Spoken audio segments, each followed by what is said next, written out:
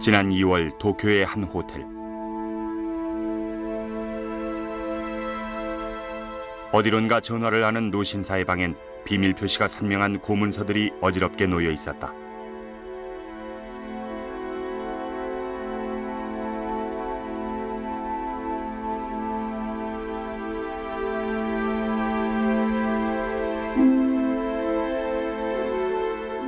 잠시 후 노신사는 가방을 챙기기 시작했다.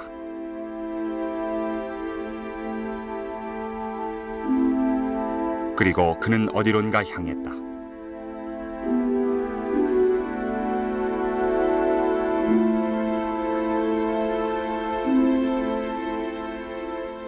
그리고 얼마 후 그는 호텔 로비에서 누군가를 만나고 있었다.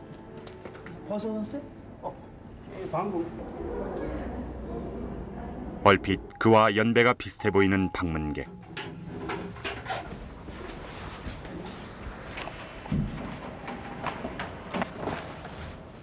두 사람은 방으로 올라갔다.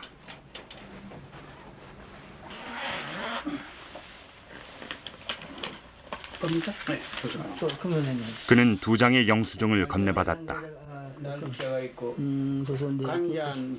그중 하나에는 찾아온 이가 직접 도장을 찍어 그에게 건넸다. 그 위에 쓰여진 이름은 금병동. 조총련계 대학인 조선대학의 명예 교수였고 또 다른 이름은 이종학. 그리고 수신인 난엔 조선민주주의 인민공화국이 쓰여 있었다.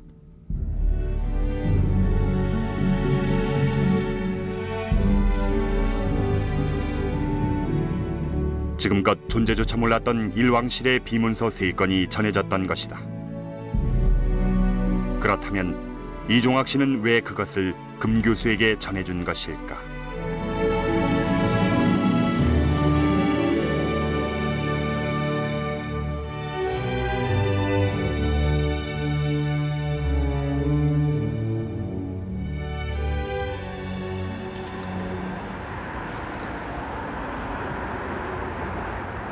일본 국립국회도서관.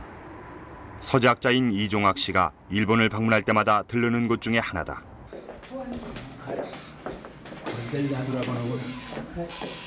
외부인들의 출입이 금지된 귀중본 서고에 카메라가 들어간 것은 처음 있는 일이었다.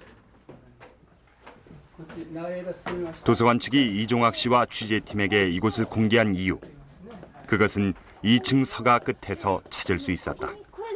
これでこれで一応出ることになりますので、ただしこの 97년 이종학 씨는 자신이 20여 년간 모은 지도 67장을 이곳에 기증했다. 그것은 독도가 우리 땅임을 밝혀주는 지도들이다. 도서관 측에선 그의 기증본을 별도로 구분해 보관하고 있다. 서재학자이자 독도박물관장인 이종학 씨는 독도가 우리 땅임을 말해주는 지도를 오래전부터 수집해왔다. 그 대부분은 외국에서 제작된 것들이다. 독도를 갖다가 일정한 거리에서 가깝게 찍으면 이렇게 크게도 보이고 또 멀리 찍으면 이렇게 더 멀리 찍으면 이렇게.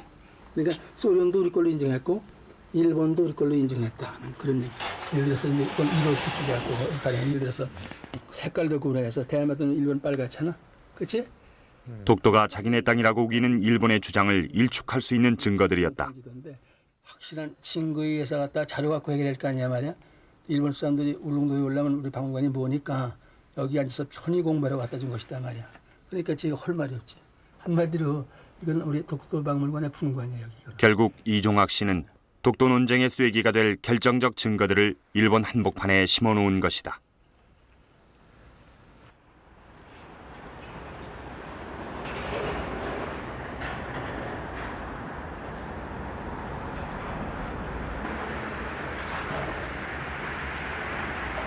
일왕이 사는 황거. 일반인들의 접근이 불가능한 황실 문고엔 막대한 양의 국가기밀 서류들이 보관되어 왔다. 그중 일부가 80년대 초 이곳 공문서관으로 이관됐다. 독도 문제와 관련된 일본 측 문헌을 찾기 위해 자주 일본을 오갔던 이종학 씨는 92년 2월 여느 때와 마찬가지로 공문서관을 찾았다.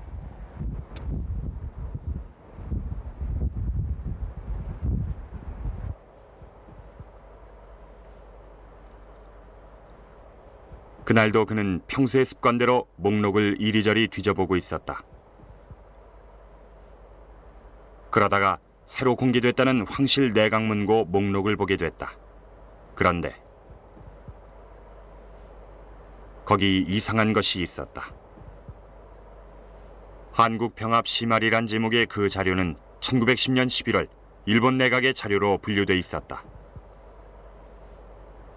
그는 그 문헌에 열람을 신청했다. 그러나 분명 공개 자료임에도 열람이 불가능하다는 것이었다. 그래서 함께 묶여있는 다른 자료 제목으로 열람을 신청했다. 그러자 그 문헌이 딸려 나왔다. 그런데 평생 수많은 비문서를 봐왔던 그가 그 자료를 보면서 긴장하고 있었다. 황실 내각문고의 비밀문서였던 조선 총독보고 한국평합 시말. 그것은 1910년 한일합방 조약을 체결한 후 조선의 통감 데라우치가 총리 가스라에게 보낸 경과보고서로 지금까지 알려진 한국 합병 관련 기록 가운데 일본 정부의 공식 기록으로선 최초였다. 그는 귀국을 연기하고 그것을 베껴 쓰기 시작했다. 그러기를 꼬박 사흘. 그런데 문제가 있었다. 베껴 쓴 것은 사료나 증거 문헌으로 인정해주지 않는다는 점이었다.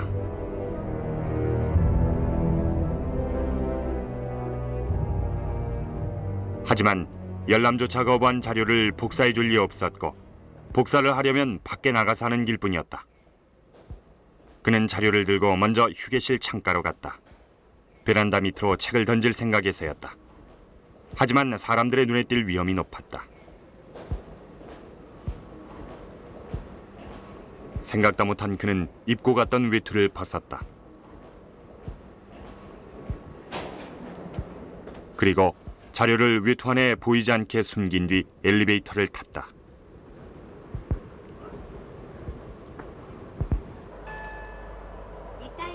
다행히 현관의 수인은 다른 방문객과 얘기 중이었다. 그 틈을 타 전자감식기를 뛰어넘은 뒤 공문서관을 빠져나왔다. 그때가 낮 12시 반경이었다.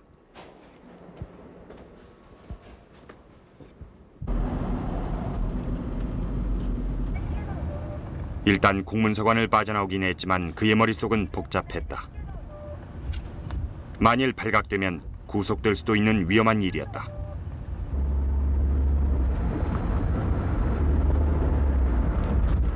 하지만 우선은 안전하게 그리고 빠른 시간 안에 자료를 복사할 수 있는 곳을 찾아야 했다.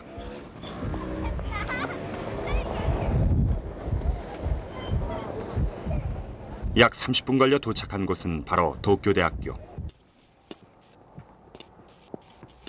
전에도 한두 번 복사를 하기 위해 이곳에 와본 적이 있었다.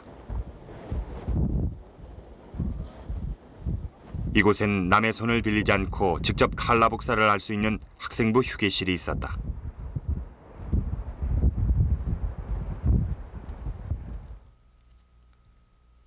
그런데 그날따라 공교롭게도 그곳은 굳게 문이 닫혀 있었다.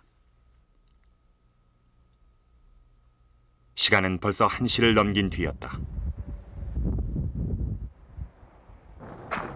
늦어도 4시 30분까지는 돌아가야 했다. 초조해지기 시작했다.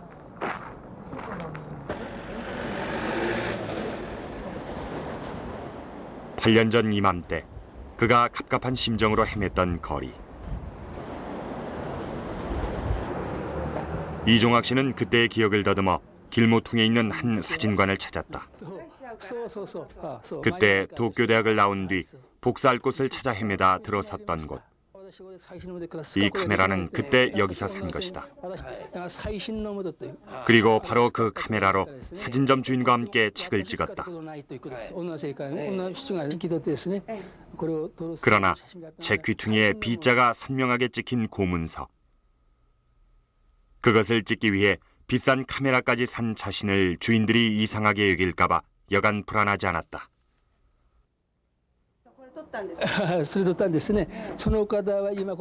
여주인은 아직도 그때 일을 기억하고 있었다. 사진을 함께 찍고 난 뒤 여주인은 근처에 있는 컬러 복사점을 가르쳐 주었다. 일단 사진을 찍긴 했지만 급하게 찍은 사진이 어떻게 나올지 몰라 그는 불안했다. 어디 그래서 사진점에서 가르쳐준 대로 찾아온 곳이 바로 여기였다. 헤이 konnichiwa. 커피 데키마스ね. 커피です. 네. 그날 이곳은 복사 주문이 밀려 상당히 혼잡했다. 책을 넘겨준 뒤 그는 초조하게 기다렸다. 복사는 칠순 노인의 입술이 새카맣게 타들어가기 시작한 오후 4시 무렵에야 끝났다. 이렇게 나오니까 100% 안전하지.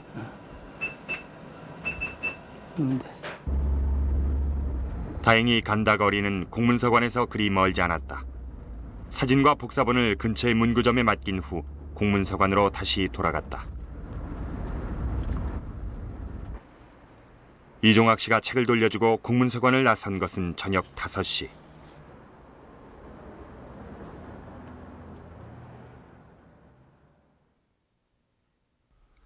그의 생애 중 가장 길었던 하루, 1992년 2월 25일이 저물어가고 있었다.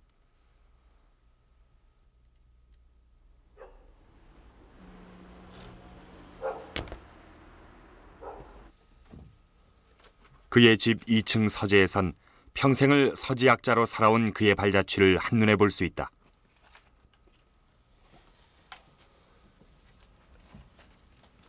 어려서 한학을 깨우친 그는 일찍부터 고서에 관심을 갖기 시작하면서 서지학자의 길에 들어섰다. 국내 최대 규모의 동학농민전쟁 자료집을 편찬했는가 하면 문헌을 통해 수원성으로 불리던 화성의 본래 이름을 되찾아준 숨은 공로자다. 그런 그가 그날 이후 한국 평화 문제를 파고들었다. 그는 해방 이후 일본에서 출판된 한국 병합 관련 서적을 거의 빠짐없이 모았다. 그런데 그중 어디에서도 그가 찾아낸 한국 병합 심화를 언급한 책은 없었다. 참고 문헌에조차 올라있지 않았다. 사학자들의 논문에서도 마찬가지였다.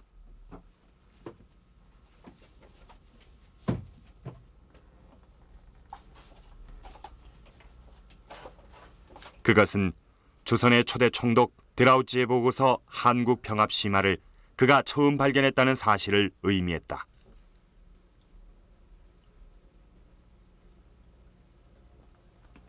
그는 일본에서 돌아온 후 번역을 시작했다.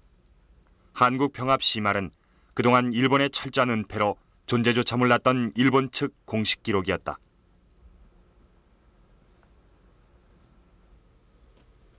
그런 중요한 기록이 마침내 그의 손끝에서 하나둘 90년 전의 진실들을 말해주기 시작했다.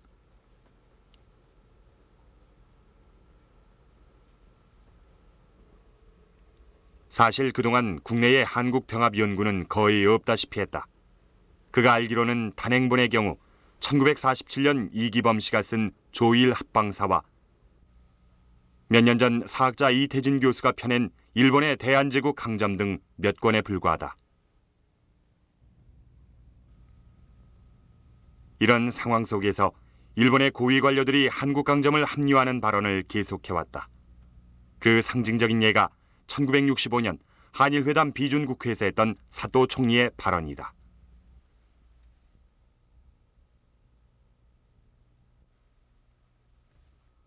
즉, 한국 합병은 대등한 관계에서 자유의지로 체결된 합법적인 조약이란 것이다.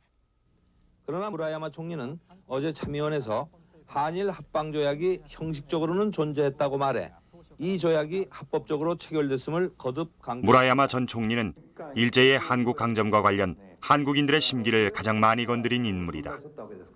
したがってこの形式的にはですね、存在しとったものではないかと思いますと、存在しとったと思いますと。 그러나 이런 일을 대할 때마다 우린 이렇다 할 근거를 제시하지 못한 채 감정적인 대응밖엔 하지 못했다. 아직도 우리 사회에 남아 있는 일제 잔재도 청산할 것을 다짐했습니다.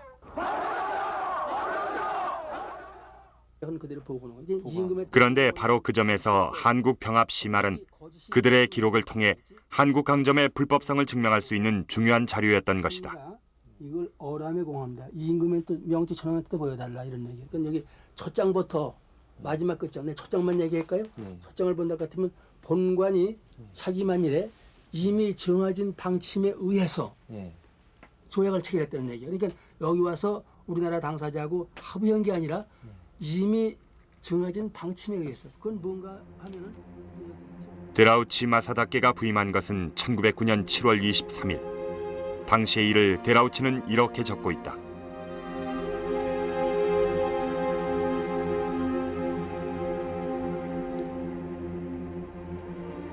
이미 정해진 방침에 의하여 한국 병합을 준비해 왔다.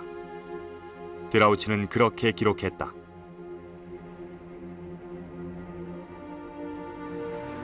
그렇다면 데라우치가 말하는 확정된 방침이란 무엇인가? 일본 외교사료관. 그 자료실에서 당시 일본 외무성과 내각을 거쳐간 주요한 건의 기록을 찾아보았다. 그렇게 찾게 된 것이 가기 결정서 집록. 당시 외무성의 극비문서였던 이 기록은 몇 년 전부터 비밀이 해제돼 공개되고 있었다.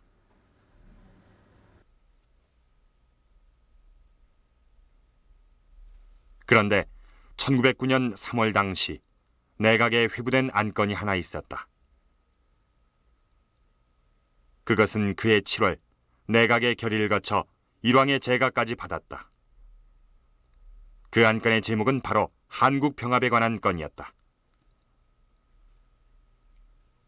이 회의록은 일본 내각이 이미 합병 1년 전에 한국 병합을 단행하기로 결정했고 그것이 제국 100년의 오랜 계획이었음을 말해주고 있었다.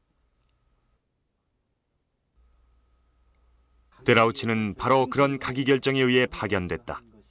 한국 병합은 처음부터 양자의 합의가 아닌 일본의 일방적인 계획 속에 시작됐던 것이다.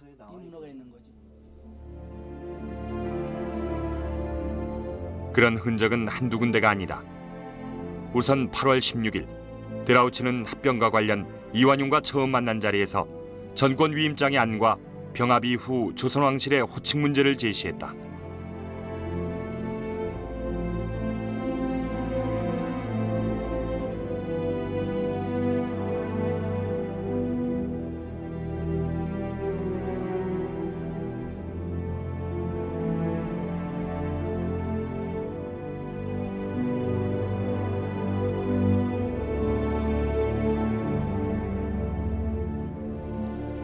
그리고 이완용을 앞세워 외무 대신 박재순 등을 설득하게 하는 한편 병합에 반대하는 이용식과 같은 인물은 지방 파견을 보내 돌아오지 못하도록 결정했다.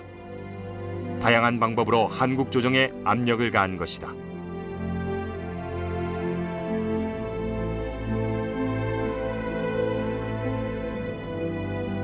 뿐만 아니다. 데라우치가 부록으로 작성한 한국 병합과 군사상의 관계에는 군사적인 위협이 가해졌다는 증거들이 드러났다. 기록에 따르면 데라우치는 조약 체결 2달 전인 6월에 전국 13개 각도에 100명씩 헌병을 증원하기로 결정했고 그에 따라 조약 체결 열흘 전인 8월 12일까지 전국 각 지역에 추가 병력의 배치를 끝냈다.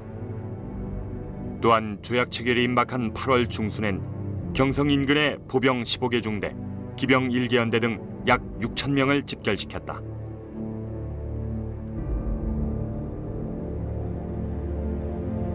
데라우치는 모든 정예부대를 완전 무장하도록 명령했고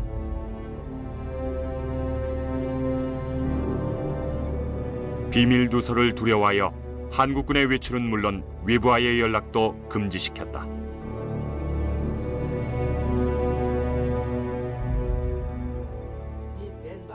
또 뭐라고 하는 군사상의 관계 네. 이건 뭐라고 하지만 그러나 일면에 있어서는 군대 경찰의 위력에 부단한 경비는 간접적으로 다대한 효력을 갖다가 나타났다는 것은 역시 다툴 수 없는 사실이다 말이야. 그러니까 군대 경찰의 힘으로 밀어붙여서 조약이 맺어졌다 이런 얘기는 다툴 수 없는 사실이다. 그러니까 여기 보는 것 같으면 쟤들이 말한 처음에 그 무슨 뭐 조약이 합법이 아니라 완전히 하나의 모략, 협박, 우협, 군사상의 힘으로 이루어졌다는 얘기가 다 되어 있죠. 여기에 다 증거. 다 적혀 있죠. 그래서 이렇게 데라우치는 합병과 관련한 군사적인 위협이 조약 체결에 상당한 영향이 있었다고 스스로 말하고 있는 것이다. 이종학 씨는 번역을 마치자 자료를 곧 학계에 공개했다.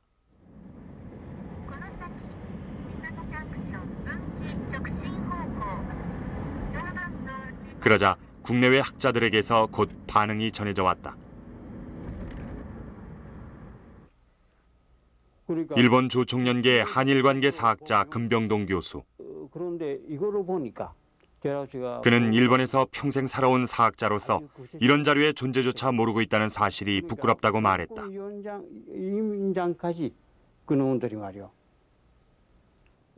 준비를 했다 하는 건 보통 아니거든. 그리고 여러 가지 동경 정부에다가 질의응답하면서 보고를 하면서 또 지시를 받고 그런 측면이 나와 있다 하는 이런 점으로 볼 때 여태까지 있어본 적이 없는 그런 자료라고 나는. 그러니까 합병 문제를 논할 때 이거는 절대로 제어하지 못하는 그러한 문헌이라고 나 이렇게 봤네. 그리고 작년 이종학 씨는 메이지 대학의 한 사학자로부터 엽살받았다. 한국 병합 심할의 존재를 알게 된 그 학자는 그 자료를 가장 먼저 발견한 이종학 씨를 꼭 한번 만나고 싶어 했다. 그는 일본 사학자로선 최초로 한국 병합 심할을 한 권의 자료집으로 엮어냈다. 最高の秘密資料であると同時に今までも日本が韓国に併合を強制したっていうのは多くの人が指摘している通りですけれども、具体的にはどうやって条約を強制したのかという過程がですね、詳細に分かるようになったということが言えると思います。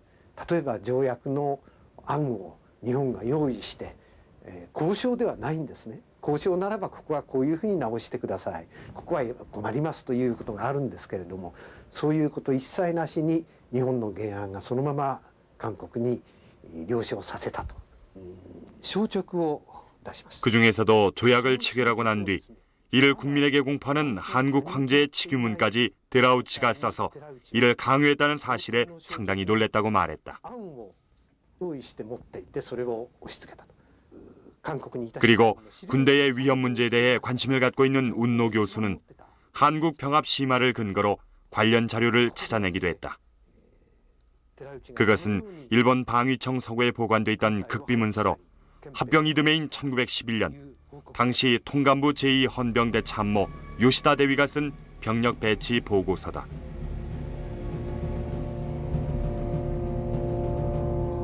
당시 용산에 있던 일본군은 크게 정규군과 임시군 두 개로 나뉘어졌다. 그중 합병 나흘 전인 8월 18일 배치 상황을 보면 융희 왕제가 살고 있던 창덕궁과 서울의 중심이었던 경복궁, 그리고 광화문과 종로에 정예군들이 집중적으로 배치됐다.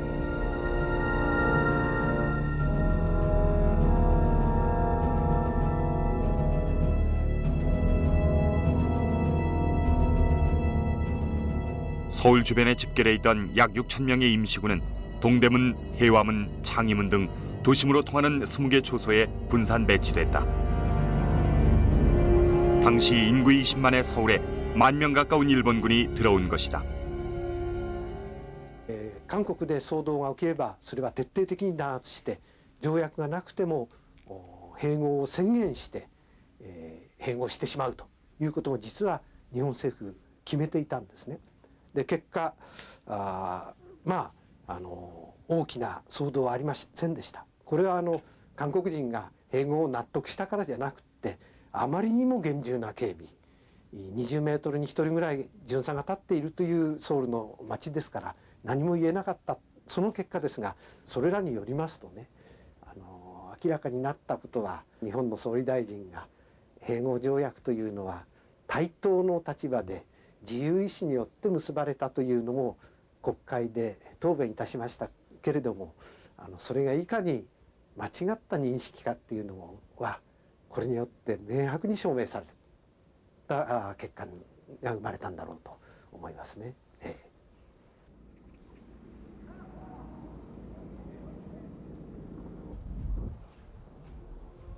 데라우치 보고서에 따르면 한국 평화 조약은 분명 군사적, 정치적 강압과 협박 속에서 이루어졌다. 그것은 무엇을 의미하는가? 법학자 김창록 교수는 한일합방 조약이 체결되던 즈음에 국제법을 살펴보던 중 몇 가지 문제점을 알게 됐다. 그중 하나는 1906년 프랑스의 법학자인 프랑시스 레이 교수의 글을 통해서였다. 프랑시스 레이는 당시 을사조약을 소재로 쓴 한국의 국제법적 지위라는 제목의 글에서 정신적, 육체적 폭력 혹은 강압에 의해 체결된 국가 간의 조약은 무효라고 지적했다. 이 같은 사실은 1935년 하버드 법대 국제법 규약에서도 볼 수 있다.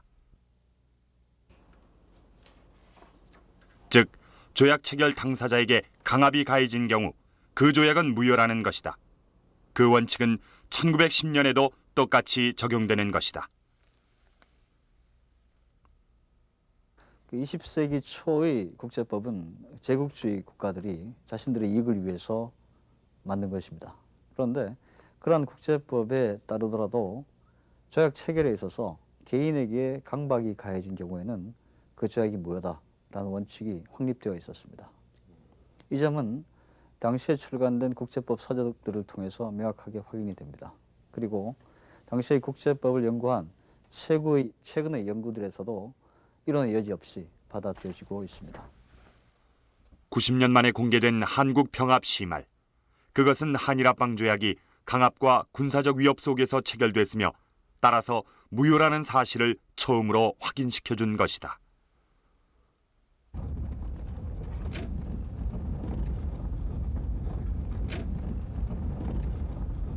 일본엔 아직도 한국 평합에 관한 흔적이 많이 남아있다. 저기 동상이 있죠?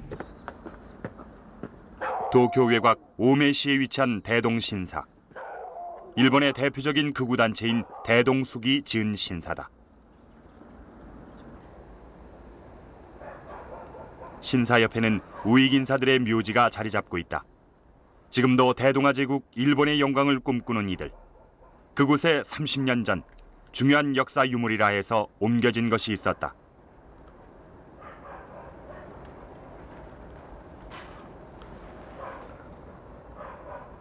그것은 바로 이란 합방 기념탑이었다.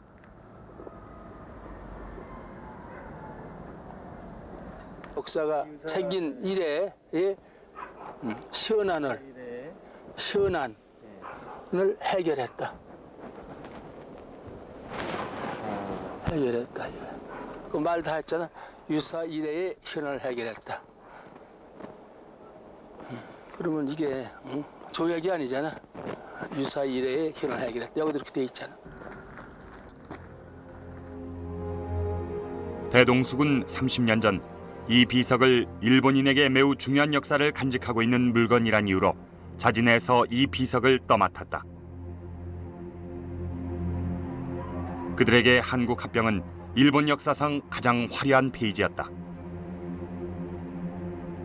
그들은 그 자랑스러운 역사를 기념하기 위해 막대한 돈을 모금했다. 그리고 메이지 왕가의 신사 앞에 7m 높이의 기념탑을 세웠다.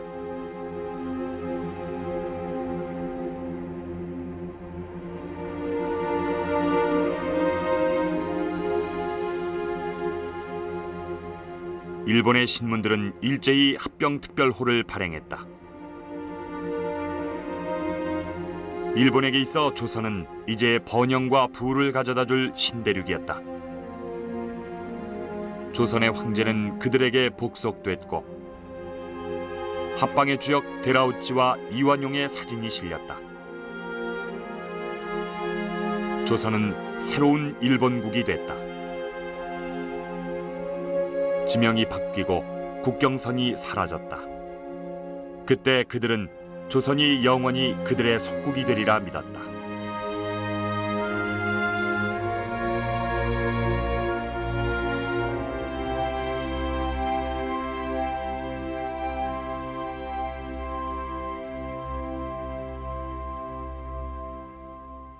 합방 기념 엽사와 우표도 발행됐다. 남대문 앞에는 일장기들이 휘날렸다.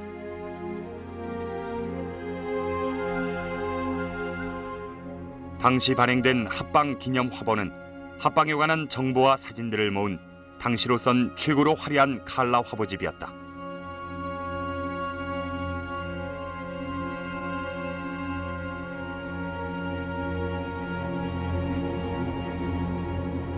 조약 체결 후 평복을 한 고종 황제의 사진이 일본의 언론에 의해 공개됐다.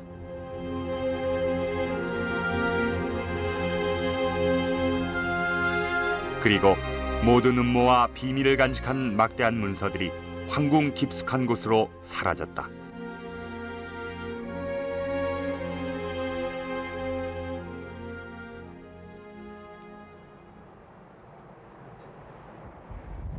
역사는 잠시 덮을 수는 있지만 영원히 지울 수는 없는 것이다.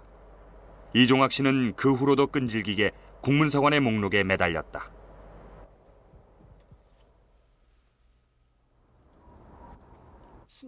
그렇게 해서 지난 95년과 97년 한국 병합 심화를 보충해줄 2건의 문서를 찾아내게 됐다. 여기에 또 다른 어떤 그 중요한 비밀 문서도 있지 않겠느냐. 예. 그래서 이제 거기는 목록을 총 다 검색한 거예요. 그러는 과정에서 이제 이게 다 잡힌 거지. 발전 전문을 친 거예요. 친 이제 이것이 아마 그중 하나가 1910년 8월 조선의 통감부와 일본 내각이 주고받았던 전문으로 내각에서 통감부로 발송된 발전과 통감부에서 내각으로 발송된 착전, 이렇게 2가지로 돼 있었다.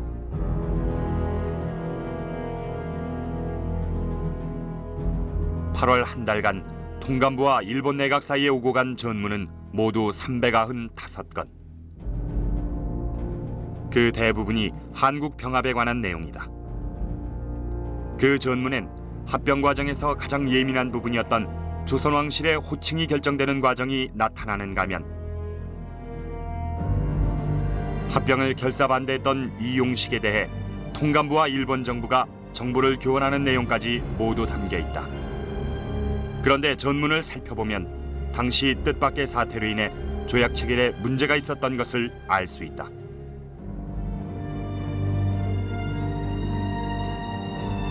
(8월 7일) 데라우찌는 일본 정부와 천황의 사전 재가를 받기 위해 인편으로 합병 관련 서류를 도쿄로 보냈다. 그러나 서류를 가지고 간 사람은 며칠이 지나도록 도쿄에 나타나지 않았다. 그런데 그뿐 아니었다. 그즈음 일본에선 지방으로 출장 갔던 총리 및 내각 요인들이 도쿄로 돌아오지 못하는 사태가 발생했다. 그 이유는 바로 홍수 때문이었다. 당시 일본의 일간지를 살펴보면 8월 들어 시작된 장마가 멈추지 않아 도쿄 전체가 물에 잠기는 등 상황이 매우 심각했다. 도쿄에 배가 떴고 구출 작업에 군대까지 동원됐다. 이런 상황 속에 총리는 18일에야 겨우 도쿄로 돌아왔다.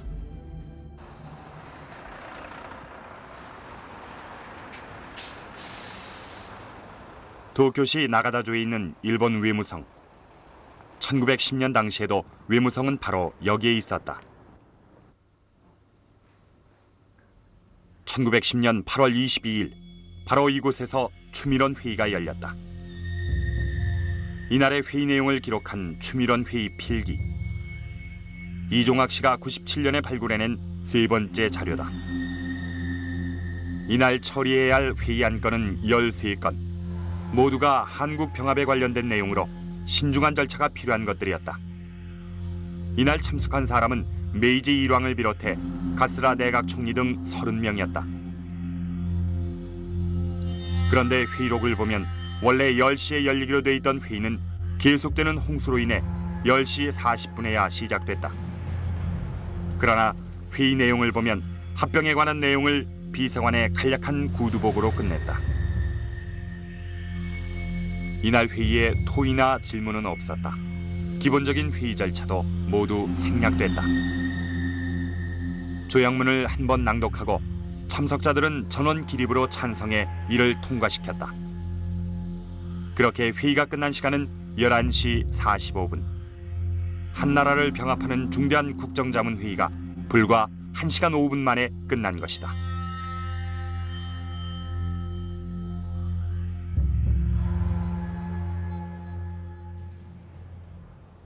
추미련 회의가 그렇게 요식적으로 끝난 것은 그만큼 상황이 급했기 때문이다. 메이지 일왕의 재가가 먼저 조선에 도착해야 했기 때문이다. 그 시각 이완용은 흥복헌에서 융희 황제를 기다리고 있었다. 그러나 융희 황제는 예정보다 1시간이 지난 2시가 다 돼서 대조전의 모습을 나타냈다. 그리고 흥복헌에서 이완용에게 조약 체결의 전권을 넘겨주는 위임장에 서명을 했다.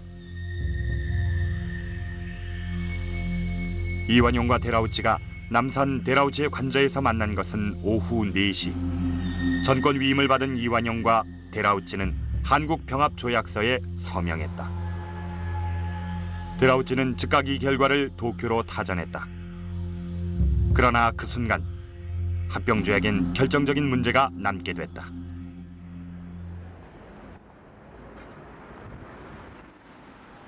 도쿄 중심가 오대마치에 있는 일본 최신박물관. 그 가운데서 1910년경에 사용됐던 전보기를 볼 수 있었다. 例えばの話、東京から一旦大阪に送って、大阪からまた長崎へ送ると、2、3回人の手を介してね、送ってただろうと想像されるんですよ。 그런데 수해가 심각했던 8월 16일 이후부터는 전국적으로 전기가 두절된 곳이 많아 전보가 상당히 지연되기 시작했다.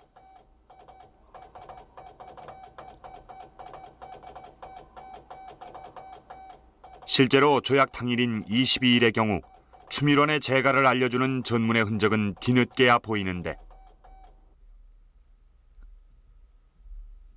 그것은 저녁 6시 30분, 즉 데라우치는 천황의 재가가 났다는 연락을 받기도 전에 조약을 체결했던 것이다. 여기에 나와 있는 것이 1876년 한국하고 일본하고 을사조약에 황제의 비준이 없다는 사실을 맨 처음 밝혀낸 서울대의 백충현 교수. 이미 10년 전부터 일제강점 시대의 한일 간 주요 조약을 법적으로 검토해오고 있는 중이다. 가장 기본적인 거 이걸 일본이 다 약탈해 갔어요. 빨리 본국 정부가 조치를 그도 조약의 체결 시간에 주목하고 있다. 아무리 전권 위임을 받았다 할지라도 그 대사가 자기 마음대로 바꾸거나 이걸 못합니다. 이것은 국내법의 절차입니다. 그리고 국내법의 절차에 있어서 이 경우에는 일본의 정부의 훈령을 받아야 되거든요. 근데 일본 정부의 훈령을 받은 것이 저녁 6시 30분인데 이쪽에서 조약을 체결한 것은 4시니까요. 벌써 본부의 훈령도 받지 않고 이루어진 거다. 그런 의미에서 절차상에 일본 국내법상의 절차상에도 이것은 효력을 발생할 수 없는 겁니다.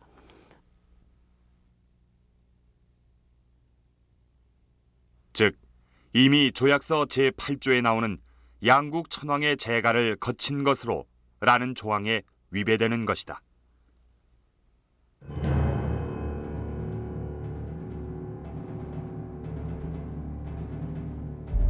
(395통의) 전문과 추밀원의 회의 필기는 바로 한국병합조약이 절차상으로도 문제가 있다는 점을 말해주고 있다.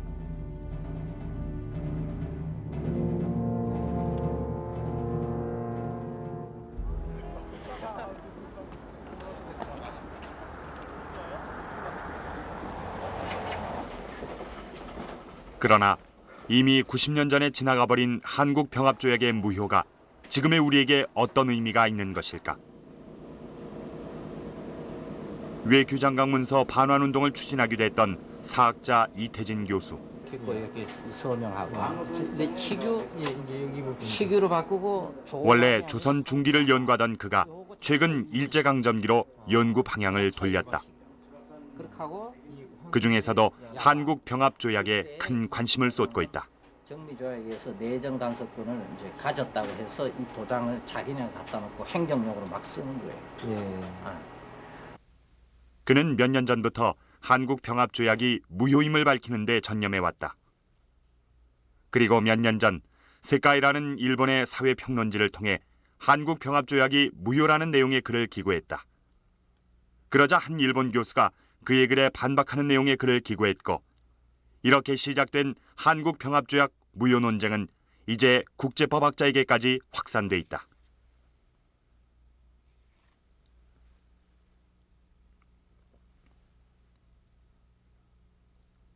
그가 한국병합조약을 무효라고 주장하는 이유는 크게 두 가지다. 그중 첫 번째는 합병 관련 문서에 있는 융희 왕제의 서명이 위조됐다는 것이다. 유효하게 다른 이런 필체가 한 5개 정도 나와요. 네. 이걸 조사를 해봤더니 결국은 통감부에 그 통감 바로 밑에 그 법령에 그 처리해서 이런 가짜 서명을 했습니다. 그 가짜 서명 중에 하나입니다. 황제의 어세를 마음대로 사용하고 심지어는 황제의 서명까지 멋대로 위조했던 것이다. 통감부 문서과 과정이요. 예.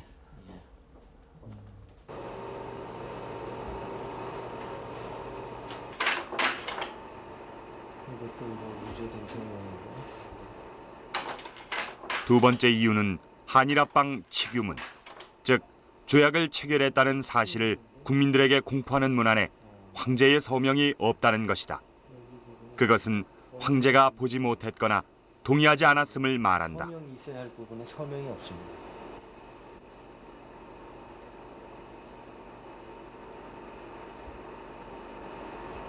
이 한국병합 조칙은 내가 승인한 게 아니라는 이런 정황은 1926년에 발표된 융희 왕제의 유언을 통해서도 알 수 있다.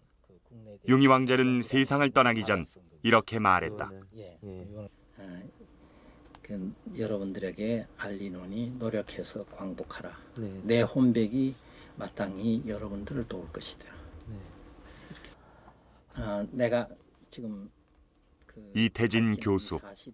그는 그가 뒤늦게 한국병합 무효 규명에 나선 이유, 그리고 우리가 그 역사를 돌아봐야 되는 이유를 이렇게 말한다. 그게 얼마나 처참한 역사였는가 하는 것을 우리가 좀 기억할 필요가 있습니다. 회상할 필요가 있습니다. 그 과거를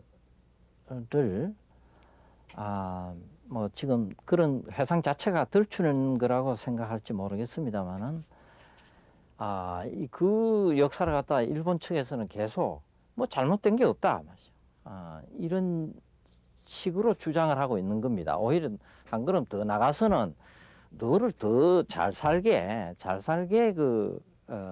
해주려고 그랬던 거다 이렇게까지 하기 때문에 도저히 그것까지도 우리가 받아들여도 좋은가 하는 문제가 제기되죠. 그러니까 우리 조선 민족이라 할까 지배받고 작지당 이런 우리 민족이 말이요 원한이 풀지 못하잖아요.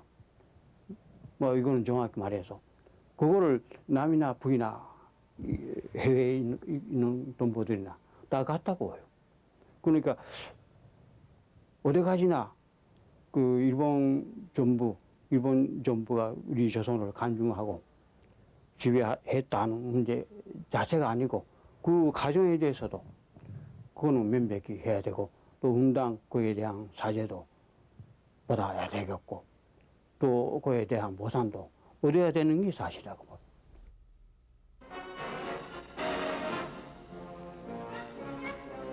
그런데 우리는 그 문제에 대해 한 번 매듭을 지은 적이 있다. 그것이 바로 1965년 6월 한일 간에 체결된 한일 기본 조약이다. 한일 회담 당시 가장 중요한 안건이 바로 일제강점기에 이루어진 수탈과 피해에 대한 청구권과 법적 청산의 문제였다. 그런데 당시 박정희 정부는 14년간 끌어온 한일 회담을 매듭 지으면서 다음과 같이 내용을 확정지었다. 기본조약 2조, 1910년 8월 22일의 조약 및 그 이전에 체결한 모든 조약들이 이미 무효다. 그리고 청구권에 대해서는 지금으로부터 완전히 그리고 최종적으로 해결된 것으로 안다는 내용이었다. 양국 정부 간의 청산은 그것으로 일단락됐다.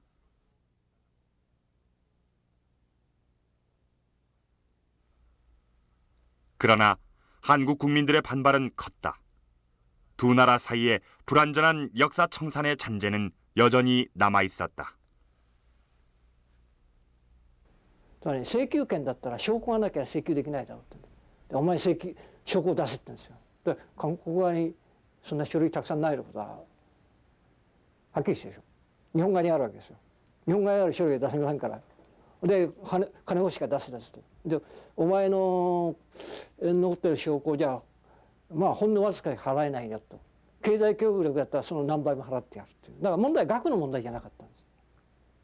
額の問題ってもそれを中身をどう考えるかということですね。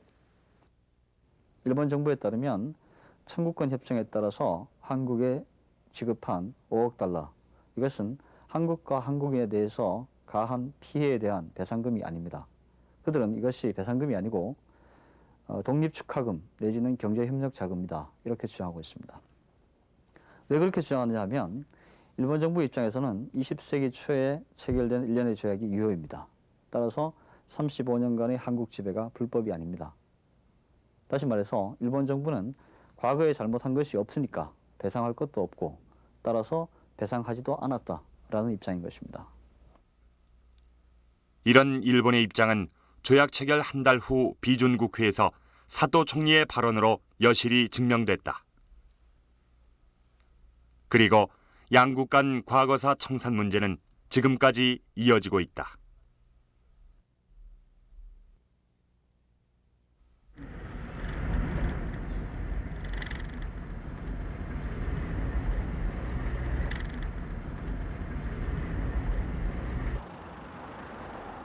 (1999년 8월 30일) 도쿄 고등재판소. 그곳에선 흥미로운 재판이 벌어지고 있었다.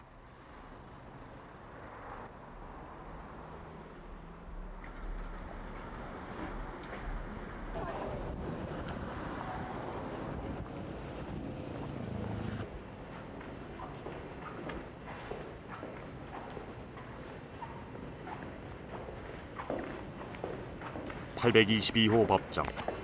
그곳에선 전후 최초로 제기된 한일 합방 무효 및 손해배상 청구 소송에 대한 판결이 내려질 예정이었다. 경술국치 82주년을 맞아서 변호사 150여 명이 참여하는 대일 민간 법률 구조회가 오늘 일본을 상대로 해서 일제 식민지배 36년간의 총체적인 책임을 묻는 소송을 냈습니다. 이 소송은 92년 8월 한국의 변호사 단체와 피해자 369명에 의해 제기됐다. 당시 이들은 일본 정부의 사죄를 요구하는 동시에 총 110억 엔이라는 역대 최고의 피해배 상금을 요구했다. 110억 원을 배상할 것을 요구하고 있습니다. 이번 소송 한국의 변호사들은 일본의 법원과 정부를 상대로 6년간이나 끈질기게 한국 병합의 무효를 물고 늘어졌다. 피고인 일본 정부는 일체의 증거도 제출하지 않은 채 오로지 침묵으로만 일관했다. 그렇게 싸우기를 6년째 고등법원의 판결을 기다리고 있었던 것이다. 고등재판소의 판결은 다음과 같았다.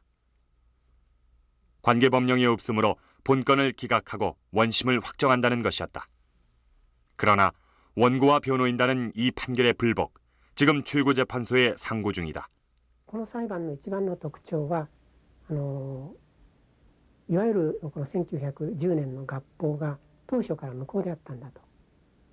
で、したがってその後の植民地支配も当然違法無効のものであったんだということを真正面から掲げて、それを全面展開した裁判としては数ある裁判の中でおそらく唯一じゃないかと思います。で、結果としては日本の裁判所、ひいては日本の法務省や政府はですね、聞く耳を持たないわけですから、結果的には棄却されて、今最高裁に行ってますけれども、最高裁でも却下される可能性が強いと思うんですけど、でしかしこれは歴史に残ることだと思いますね。 이 재판 외에도 우리가 무관심한 사이 일본에선 전후 보상 소송이 이어지고 있다. 지난 2월 16일 도쿄 미쓰비시 본사 앞. 이들은 한인 징용자의 전후 보상을 요구하는 시위를 위해 전국에서 모여든 노동자와 시민단체들이다. 최근 일본에는 강제연행자의 미지급 임금의 반환을 요구하는 소송이 계속되고 있다. 미지급 임금 총액은 대략 1,000억 엔. 현재 일본 내에서 진행 중인 소송만 해도 10건이 넘고 한국, 미국 등 전 세계에서 일본 정부를 상대로 한 소송이 이어지고 있다. 그런 소송을 지원하는 사람들은 모두 일본인이다. 부끄러운 과거를 청산하고 이웃 국가들과 떳떳하게 살아가야 한다는 것이 이들의 생각이다. 그런데 문제는 일본 정부다. 65년 이후 일본 정부는 한국 강점과 관련된 일체의 피해 보상을 외면해왔다. 유엔과 세계인권단체의 강력한 비난에도 불구하고 종군 위안부 문제에 대해 여전히 입을 다물고 있다. 일본의 법원 역시 침묵하고 있다. 어쩌면 이대로 시간이 흘러가기만을 기다리는 것인지도 모른다. 時効ということで、20年経てばもう事実関係も確認できないということを理由にして裁判所が原告の要求を切り捨てている、そういう問題があります。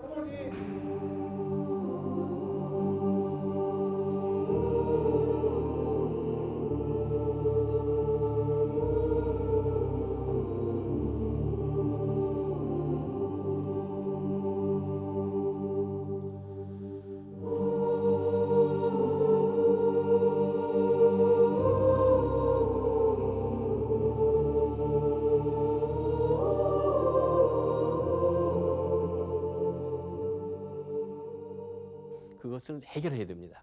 우리가 그 주변의 예를 들자면 사실은 독일이 프랑스나 주변 국가를 지배한 것은 아주 짧은 기간이죠. 그러나 그것을 지금까지도 인권 침해에 대해서는 희호가 없이 그것을 처벌을 하고 계속해서 보상을 하고 거기에 대해서 사과를 하고 하기 때문에 우호관계는 성립되는 거거든요. 따라서 그보다도 훨씬 농도가 짙은 역사적인 사실을 부인하거나 사과를 하지 않거나 보상을 하지 않거나 사실을 인정하지 않거나 하는 것은 한일 관계의 미래를 우리가 기약할 수가 없습니다.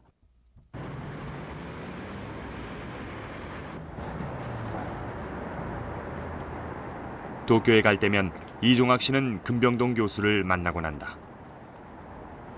동갑나기 서지학자와 사학자.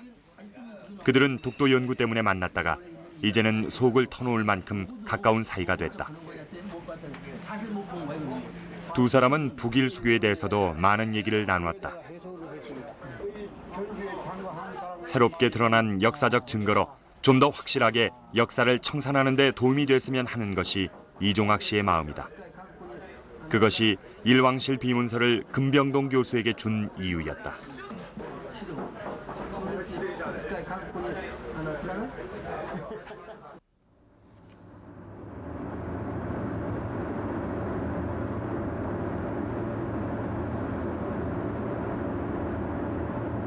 포항에서 배를 타고 3시간은 좋게 가야 하는 울릉도.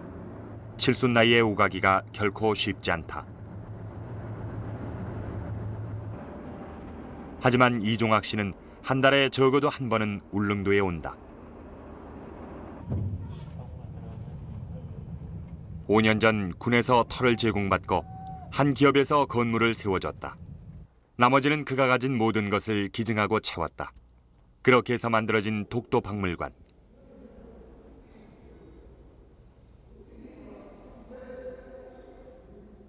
비록 많은 사람들이 찾아오진 않지만 이곳은 독도를 지키는 하나의 보루다.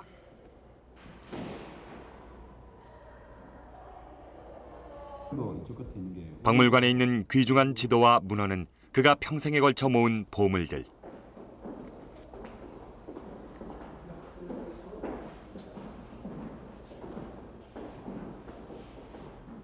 (500여) 점의 자료를 그는 박물관에 모두 기증했다. 독도에 관한 한 이곳은 세계 최대의 박물관이다. 거기서 지금 왜 국어를 해? 이런 점을 학책 새로 나올 거 아니야? 자료를 가지고서 그 책을 새로 넣으면은 언젠가.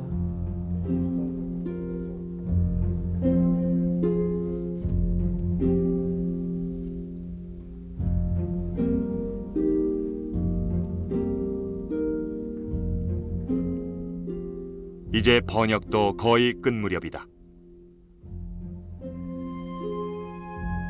세 권의 자료는 머지않아 완전 번역본까지 들어있는 한 권의 자료집으로 만들어질 것이다.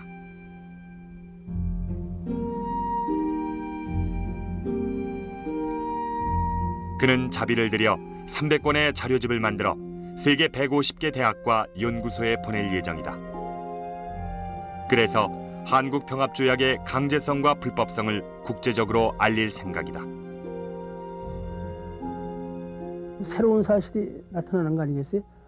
다시 연구가 된다는 얘기는 이런 핵심적인 자료를 갖다가 했을 때 일본이 어떻게 불법을 갖다가 감행했다는 것이 나타나는 거니까 거기 결과에 대한 갖다가 책임도 져야겠고 우리는 또 과거에 우리가 주장 못했던 그 주장도 새롭게 할 수 있고 이런 것을 정리하고 넘어가야만이 한일 관계의 장래도 밝지 그대로 이걸 갖다가 덮어놓고 넘어간다면은 이것은 진정한 갖다 한일 수교가 될 수도 없고 또 앞으로도 아까 얘기한 대로 이런 일이 또 있을 수도 있다 하는 점에서 이 책임 규명은 이 자료에 의해서 다시 우리가 따지고 넘어가야 한다 그런 얘기입니다.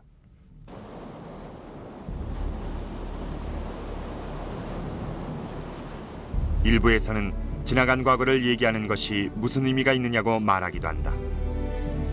그러나 과거의 역사를 돌아보는 것은 잘못된 역사를 되풀이하지 않기 위함이다. 그런 면에서 한일 간의 과거사는 아직도 청산되지 못한 부분이 많다. 지금도 새로운 자료들이 계속 나오고 있고 청산의 요구가 계속되고 있다. 그것을 바탕으로 완전한 역사 청산이 이루어져야 비로소 새로운 한일 관계도 가능한 것이다.